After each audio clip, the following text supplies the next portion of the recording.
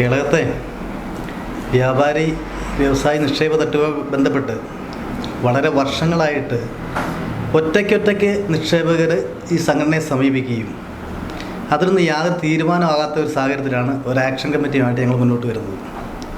ഇതിൻ്റെ കാരണം എന്ന് പറഞ്ഞാൽ ഈ നാട്ടിലെ ചെറുകിട കച്ചവടക്കാരുണ്ട്, വ്യാപാരി സുഹൃത്തുക്കൾ തന്നെയാണ്, കൃഷിക്കാരായ ആൾക്കാരുണ്ട്, അംഗപരിമിതരായ ആൾക്കാരിനെ നിക്ഷേപിച്ചിട്ടുള്ളവർ, ആഴ്ചക്കുറി, ചിട്ടി, വ്യക്തിപരമായിട്ട് നിക്ഷേപം മേടിച്ചിരിക്കുന്ന ആൾക്കാരുടെ നിന്ന് എല്ലാമായിട്ട് മുൻ ഭരണസമിതിയും നിലവിലുള്ള ഭരണസമിതിയും പരസ്പരം പഴിചാരുകയും ഇതിൻ്റെ മേൽക്കമ്മിറ്റിയായ ജില്ലാ കമ്മിറ്റി യാതൊരു ഉത്തരവാദിത്വമില്ല എന്ന നിലയിലേക്ക് പോവുകയും ചെയ്തു.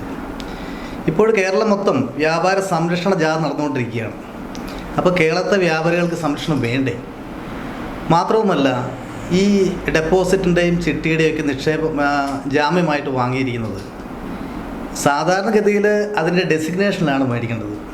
പ്രസിഡൻറ്റ്, ജനറൽ സെക്രട്ടറി, ട്രഷറർ, അങ്ങനെയാണ്. ഇവിടുത്തെ ആൾക്കാർ ചെയ്തത് എന്താണെന്ന് വെച്ചാൽ അവരെല്ലാം വ്യക്തിപരമായിട്ട് ഈ സാധനങ്ങളെല്ലാം സ്വന്തം പേരിൽ വാങ്ങിക്കൂട്ടി വെച്ചു. കോടികളാണ് കൊടുക്കാനുള്ളത്. നമ്മൾ ഈ കിട്ടാനുള്ളത് കണക്ക് നോക്കുമ്പോൾ ഇപ്പോൾ തന്നെ പൂർണ്ണമായിട്ട് ലിസ്റ്റ് നമുക്ക് വന്നിട്ടില്ല. ഈ കിട്ടാനുള്ളത് കണക്ക് വെച്ച് നോക്കുമ്പോൾ 2 കോടി 2.5 കോടി മേലേക്ക് ഞങ്ങളുടെ അറിവിൽ തന്നെ എത്തിയിട്ടുണ്ട്. ഈ പൈസ എവിടെ പോയി? ഇതിന് കണക്ക് വേണ്ടേ? ഇതിപ്പോൾ കേരളം മൊത്തം നടക്കുന്ന ഈ ഓൺലൈൻ തട്ടിപ്പിന് ബദലായിട്ട് ഒരു ഓഫ്ലൈൻ തട്ടിപ്പാണ് എന്നേ പറയാൻ കഴിയുള്ളൂ. ഇതിവിടെ മാത്രമല്ല, മട്ടന്നൂർ, അഞ്ചരക്കണ്ടി പല സ്ഥലങ്ങളിൽ കേട്ടറുമുണ്ട്. നമ്മളിപ്പോൾ നമ്മുടെ കാര്യമായിട്ട് മാത്രമാണ് പറയുന്നത്. ഈ കാര്യവുമായി ബന്ധപ്പെട്ട് ഞങ്ങൾ പലതവണ ജില്ലാ സംസ്ഥാന നേതാക്കന്മാരെ സമീപിച്ചു. ഇവരെല്ലാം പരസ്പരം പഴിചാരുന്ന ഒരവസ്ഥയിലേക്കാണ് പോകുന്നത്. അപ്പോൾ ഞങ്ങളുടെ പൈസയെ സംബന്ധിച്ച് ഞങ്ങൾ ഇവിടുത്തെ കേരളത്തെ വ്യാപാരികളാണെങ്കിൽ പോലും ആത്മഹത്യ ചെയ്ത ആൾക്കാരുണ്ട്, ആത്മഹത്യയുടെ വക്കിൽ നിൽക്കുന്ന ആൾക്കാരുണ്ട്. ഒരു നിവൃത്തിയില്ലാതെ അവസാന ഘട്ടത്തിലാണ് ഇങ്ങനെയൊരു പ്രതിഷേധമായിട്ട് ഞങ്ങൾ മുന്നോട്ട് വരുന്നത്. ഞങ്ങൾക്ക് ഞങ്ങളുടെ പൈസ കിട്ടിയേ മതിയാവും. അതുകൊണ്ട് തന്നെ ഞങ്ങളിപ്പോൾ പലതവണയായിട്ട് ഞങ്ങളിവിടെ ഒരു ഫ്രാക്ഷൻ കൂടുന്നു. ഇനിയിപ്പോൾ നാളെ കണ്ണൂർ ജില്ലാ കമ്മിറ്റി ഓഫീസിലേക്ക് ഞങ്ങളൊരു പ്രതിഷേധ ധർണയും നിരാഹാര സമരമായിട്ട് പോവുകയാണ്. ഞങ്ങളുടെ പൈസ കിട്ടിയേ മതിയാവും. അതിനുവേണ്ടി ഏതറ്റം വരെ ഞങ്ങൾ പോകും. അത് മാത്രവുമല്ല, ഈ തട്ടിച്ചെടുത്ത പൈസ ഈ ധാരണ കൈകളിലേക്ക് പോയി എന്നുള്ളത് വളരെ വ്യക്തമായ കണക്ക് വേണം. അതിന് ലെജിറ്റിമേറ്റ് ആയിട്ടുള്ള ഒരു സംഘടനയെ കൊണ്ട് അല്ലെങ്കിൽ നിയമ സംവിധാനം കൊണ്ട് അന്വേഷിപ്പിക്കണം എന്ന് ബന്ധപ്പെട്ട മുഖ്യമന്ത്രി തൊട്ട് താഴേക്കുള്ള ആൾക്കാരോട് ഞങ്ങൾ ആവശ്യപ്പെടാൻ പോവുകയാണ്. അതുകൊണ്ട് എത്രയും പെട്ടെന്ന് ഈ പണം നിക്ഷേപകർക്ക് തിരിച്ചു കൊടുക്കാനുള്ള സംവിധാനം ഈ പ്രാദേശികമായിട്ടുള്ള കേരളത്തിൻ്റെ ഈ ഫ്രാക്ഷനും മേഖലാ കമ്മിറ്റിയോ ജില്ലാ കമ്മിറ്റിയോ ആരാണോ ഇത് ബന്ധപ്പെട്ട് നിൽക്കുന്ന ആരാണോ അവർ ചെയ്തിട്ടില്ലെങ്കിൽ കൂടുതൽ കടുത്ത സമരമുറകളായിട്ട് ഞങ്ങൾക്ക് മുന്നോട്ട് പോകേണ്ടി വരും എന്ന് മാത്രമാണ് ഇപ്പോൾ ഞങ്ങൾക്ക് ഇതുമായിട്ട് ബന്ധപ്പെട്ട് പറയാനുള്ളത്. മറ്റ് പല കാര്യങ്ങളും ഞങ്ങൾ പരസ്യമായിട്ട് പറയാൻ ഞങ്ങൾ ആഗ്രഹിക്കുന്നില്ല. കാരണം അത് മുൻകൂട്ടി പറയുന്നത് ശരിയല്ല എന്നുള്ളതുകൊണ്ട് തന്നെയാണ്. ഇപ്പോൾ അതുമായിട്ട് മറ്റ് കൂടുതൽ കാര്യങ്ങൾ എന്നെക്കാട്ടി കൂടുതലായിട്ട് വിശദീകരിക്കാൻ കഴിയുന്ന ആൾക്കാരാണ് ജോൺസനെ പോലുള്ള ആൾക്കാർ ഇവിടെ ഇരിക്കുന്നത്. അവർ കൂടുതൽ കാര്യങ്ങൾ നിങ്ങളോട് പറയും. ഞങ്ങൾക്കൊരു 4-5 പേർക്ക് ലഭിക്കാനുള്ളത് ചിട്ടിയുടെ പൈസയാണ്. അപ്പോൾ ഈ ചിട്ടിയുടെ പൈസയിൽ ഒരു പൈസ പോലും വ്യാപാരി വ്യവസായ ഏകോപന സമിതി കട യൂണിറ്റിന് ലഭിക്കാനില്ല. ആളുകളുടെ അടുത്ത് മുഴുവൻ പൈസ ഇവർ കളക്ഷൻ ചെയ്യുകയും ആ പൈസ പിന്നീട് മറ്റൊരു ആവശ്യങ്ങൾക്ക് വേണ്ടി ഒരു വകമാറ്റി ചെലവഴിക്കുകയും ചെയ്തു. അതുകൊണ്ട് ഞങ്ങൾക്ക് ഏകദേശം ഒരു 65-70 ലക്ഷം രൂപ ചിട്ടിയിൽ നിന്നുള്ള പൈസയാണ് ഞങ്ങൾക്ക് ചിട്ടിയിൽ നിന്ന് ആഴ്ചക്കുറിയിൽ നിന്നായിട്ട് കിട്ടേണ്ട പൈസ. അപ്പോൾ ഈ പൈസകൾ ഇവരെന്ത് ചെയ്തു? ഇവർ വകമാറ്റി ചെലവഴിക്കുകയാണ് ചെയ്തത്. ഇത് സാധാരണക്കാരായ ആളുകൾ ഈ ചിട്ടിയിൽ ചേർന്നവരും എല്ലാം ഈ പണം തിരിച്ചടയ്ക്കുകയും ചെയ്തിട്ടുണ്ട്. പത്രത്തിലുള്ള കണക്കുകൾ നമ്മൾ ചോദിക്കുമ്പോൾ അവർ കൈമലർത്തുകയാണ്, കണക്കുകളില്ല എന്നാണ് ഇപ്പോൾ പറയുന്നത്. ഈ പൈസ കിട്ടാൻ വേണ്ടിയിട്ട് പിന്നെ നിങ്ങൾ നിക്ഷേപകർ എന്ത് നടപടിയാണ് സ്വീകരിക്കാൻ പോകുന്നത്? അതായത് പണം ഞങ്ങളിപ്പോൾ ഉദ്ദേശിക്കുന്നത് അല്ലെങ്കിൽ ജില്ലാ കമ്മിറ്റി, അതായത് ഇതുവരെ ഞങ്ങളോട് പറഞ്ഞിരുന്നത് ഇതിൻ്റെ ആസ്തി വകകൾ 4 സ്ഥലങ്ങൾ വ്യത്യസ്തമായ മുൻകാല നേതാക്കന്മാരുടെ പേരിൽ എഴുതിയെടുത്തിട്ടുണ്ട്, പണം ലോണായി കൊടുത്തിട്ട്. അപ്പോൾ അത് തിരിച്ചു മേടിച്ച് വിറ്റ് തിരിച്ചു തരാം, ഇല്ലെങ്കിൽ കെട്ടിടം ബിൽഡിംഗ് ഉണ്ട് അത് വിറ്റ് തരാം. കുടിശ്ശിക എന്ന് പറഞ്ഞ സംവിധാനം കിട്ടാനുണ്ട് സംഘടനയ്ക്ക് എന്ന് പറയുന്നു. അതിൻ്റെ കണക്കുകൾ ഞങ്ങൾ ചോദിക്കുമ്പോൾ അത് തരുന്നുമില്ല. പിന്നെ അത് വിട്ടു. പക്ഷേ നിലവിൽ 4 സ്ഥലങ്ങളും ഈ വ്യാപാരി ഏകോപന സമിതിയുടെ കേരള യൂണിറ്റ് സ്ഥിതി ചെയ്യുന്ന ആ ബിൽഡിങ്ങുണ്ട്. 8 സെൻറ്റ് സ്ഥലമാണെന്ന് തോന്നുന്നു. അപ്പോൾ ഈ സ്ഥലവും വിറ്റ് തരാം എന്നാണ് പറഞ്ഞിരുന്നത്. പക്ഷേ ഇത് വിൽപ്പനയ്ക്കായിട്ട് ബന്ധപ്പെട്ട് ആരെങ്കിലും അവരെ സമീപിക്കുമ്പോൾ പല കാരണം പറഞ്ഞുകൊണ്ട് ആരൊക്കെയോ ഇതിന് തടസ്സം നിൽക്കുന്നു എന്ന് പറയുന്നു. ഇതുവരെ ഒരു ഡീലിലോട്ട് പോകുന്നില്ല. എപ്പോൾ വിൽക്കാൻ പറ്റും എന്നും അവർക്കറിയില്ല. അപ്പോൾ അതിനെപ്പറ്റി ഒരു വ്യക്തതയും ഈ യൂണിറ്റിൻ്റെ ഇപ്പോൾ നിലവിലിരിക്കുന്ന നേതൃത്വം ഒരിക്കലും അത് വിശദമാക്കുന്നതേയില്ല. നിലവിൽ ഇവർക്കിത് പരിഹരിക്കാനുള്ള മാർഗ്ഗങ്ങൾ ഒന്നെങ്കിൽ ഈ ആസ്തി വകകൾ വിൽക്കുക, ഇല്ലെങ്കിൽ മറ്റുള്ളവരുടെ കൈവശം ഇരിക്കുന്ന ആസ്തി വകകൾ സംഘടനയുടെ പേരിൽ മാറ്റിയെടുക്കുക. ഇത് രണ്ടും ഇവർ ചെയ്യുന്നില്ല. ഈ ഇത്രയും വർഷങ്ങളായിട്ട് ഇപ്പം ഞാൻ ആ ചിട്ടിയിൽ ചേർന്ന് എനിക്ക് പണം കിട്ടാനുണ്ടായിട്ട് ഇപ്പോൾ 2 വർഷമാവുന്നത്. ഈ 2 വർഷവും ഞങ്ങൾ കാത്തിരിക്കുകയാണ് ചെയ്യുന്നത്. ഇന്ന് കിട്ടും, നാളെ കിട്ടും. ഇപ്പോൾ പറയുന്നു, ഈ കഴിഞ്ഞ ആഴ്ച ലാസ്റ്റ് നമ്മൾ എന്താണ് നിങ്ങളുടെ തീരുമാനം എന്ന് പറയുമ്പോൾ പറയുന്നു, കേരളത്തിലുള്ള പല ഫൈനാൻസ് കമ്പനികളും പല കമ്പനികളും പൊട്ടിപ്പോയിട്ടുണ്ട്. ആ പൊട്ടിപ്പോയ പോലെ കേരളം വ്യാപാരം പൊട്ടിപ്പോയി, നിങ്ങൾ സ്വാഹ. അതാണ് ഇപ്പോഴത്തെ പറയുന്നത്. എത്ര ഓരോരുത്തർക്കും കിട്ടാനുള്ള പണം എത്ര നിക്ഷേപം നിക്ഷേപത്തിലാണ് എത്ര കിട്ടാനുള്ള ഏകദേശം ഇപ്പം നമ്മുടെ ഇടയിൽ തന്നെ എത്ര ഉണ്ടാകും? എനിക്ക് 20 ലക്ഷം രൂപ ചിട്ടിയുടെ പൈസ തരാനുണ്ട്. അല്ല, ഏകദേശം നമ്മുടെ മൊത്തത്തിലുള്ള 2 കോടി ഉറുപ്പികളും കിട്ടാനുള്ളതാണ് നമുക്ക് ലഭ്യമായിട്ടുള്ള അറിവുകൾ. എന്നത്തെ പൈസ?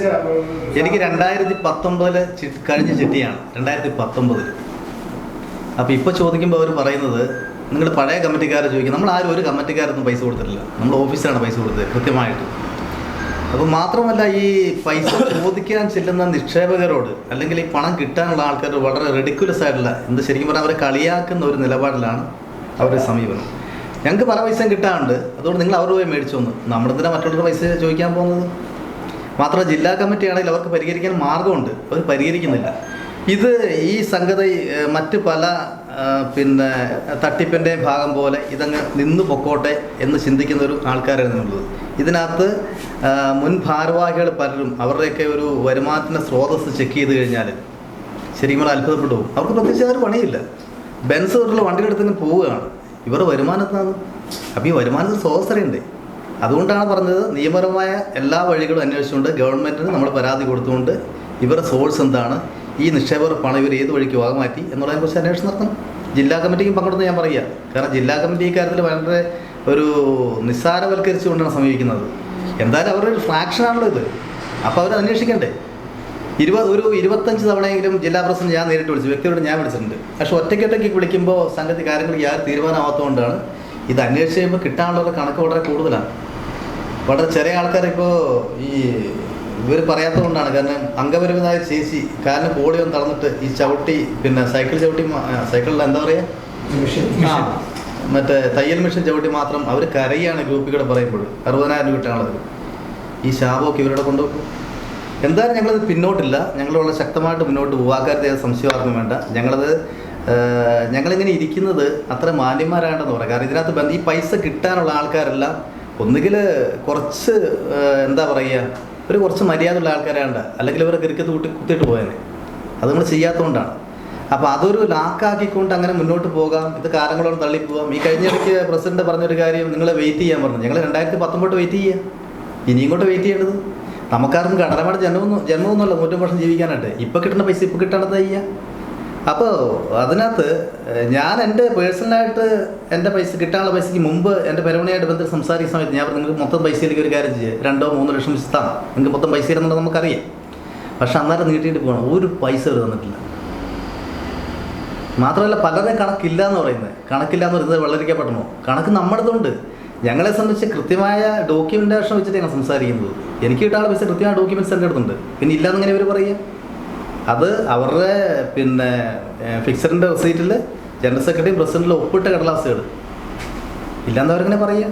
അങ്ങനെ പറഞ്ഞാൽ പിന്നെ കണക്കുണ്ട് ഇതിനകത്ത്. ഈ പ്രശ്നം പരിഹരിക്കാൻ നിലവിൽ കേരളത്തിലെ വ്യാപാര വ്യവസായിക്കും ജില്ലാ കമ്മിറ്റിക്കും സാധിക്കും. കാരണം അവർക്ക് ആസ്തിയുണ്ട്, വകയുണ്ട്, ഇവരുടെ പേരിൽ സ്വത്തുകൾ വാങ്ങി വെച്ചിട്ടുണ്ട്. അതിൽ ഏറ്റവും വലിയ തട്ടിപ്പെന്ന് പറഞ്ഞാൽ തന്നെ ആ ഡെസിഗ്നേഷനിലല്ല ഇവർ സ്വത്തുകൾ വാങ്ങി വെച്ചിരിക്കുന്നത്. ഈ ചിട്ടികളിലൊക്കെ സെക്യൂരിറ്റി വാങ്ങി വെച്ചിരിക്കുന്നത് സ്വന്തം പേരില്ല. അങ്ങനെ ഇങ്ങനെ സ്വന്തം പേര് മേടിച്ച് വെക്കുക, അത് തന്നെ ഏറ്റവും വലിയ അഴിമതിയാണ്.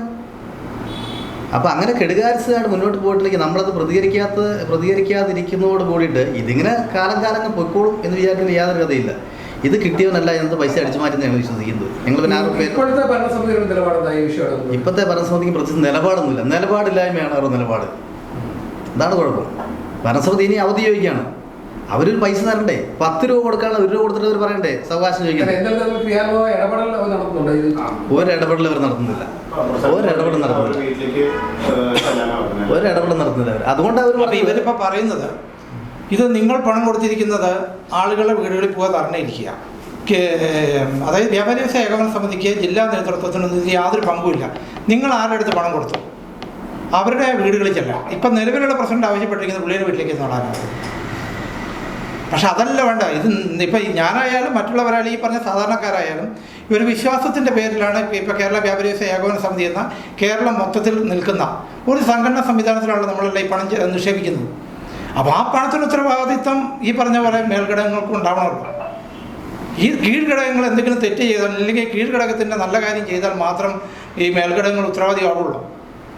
ഈ കീഴ്ഘടകത്തിൻ്റെ നിയന്ത്രണത്തിൽ കൊണ്ടുപോകേണ്ടതല്ലേ. ഇവിടുന്ന് മെമ്പർഷിപ്പ് വരിസംഖ്യ പുതുക്കുന്ന ഇതെല്ലാ സംഭവങ്ങളും സംഭാവന എല്ലാം ഈ മേൽഘടകങ്ങൾ കൈപ്പറ്റുന്നുണ്ട്. പിന്നെ നിലവിൽ ഈ സംഭവങ്ങളൊക്കെ നടക്കുന്നത് ഈ ജില്ലാ ഘടകത്തിൻ്റെ എല്ലാ വർഷത്തെയും തെരഞ്ഞെടുപ്പുകളിൽ ഈ മുഴുവൻ കണക്കുകൾ പരിശോധിച്ചില്ല. കണക്കുകൾ പരിശോധിച്ച് ഇവർ അപ്രൂവൽ ചെയ്താൽ മാത്രം കണ്ട ജനറൽ ബോഡി നടക്കാൻ പാടുള്ളൂ. അങ്ങനെയാണ് ഓരോ ജനറൽ ബോഡി നടന്നിരിക്കുന്നത്. ആ ഓരോ ജനറൽ ബോഡിക്കും ഈ പ്രസിഡൻറ്റും ഈ പറയുന്ന സംസ്ഥാന ജില്ലാ പ്രസിഡൻറ്റും അതിൻ്റെ ആരാണ് അധികാരപ്പെടുത്തുന്ന അതോറിറ്റി അവർ വന്നിട്ടാണ് ഇലക്ഷൻ നടത്തുന്നത്.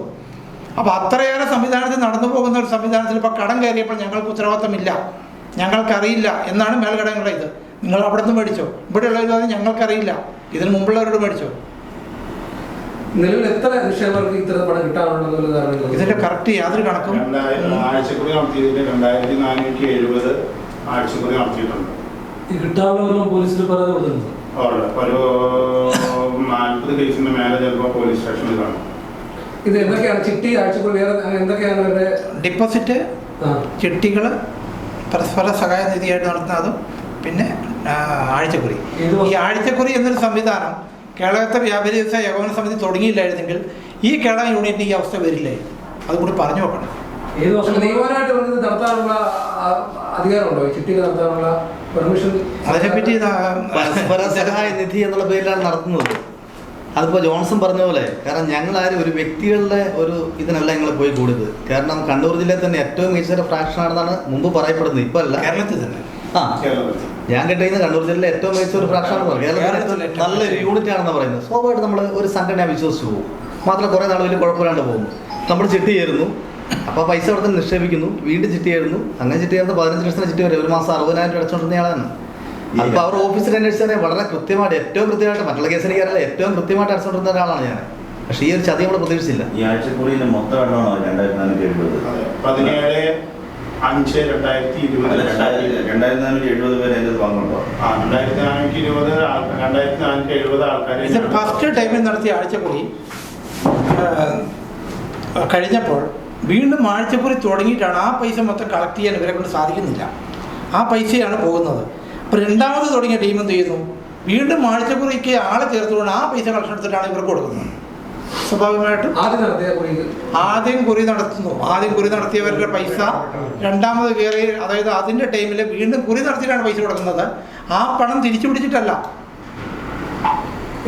മുൻ ഭാരവാഹികൾ, ഇപ്പോഴത്തെ ഭാരവാഹികൾ ആരെങ്കിലും ഇതുമായി ബന്ധപ്പെട്ട് ധനം സമ്പാദിച്ചിട്ടുണ്ടാവുന്നു അങ്ങനത്തെ അവർക്ക് സ്പേസ് കിട്ടിയെന്ന് തോന്നുന്നില്ല.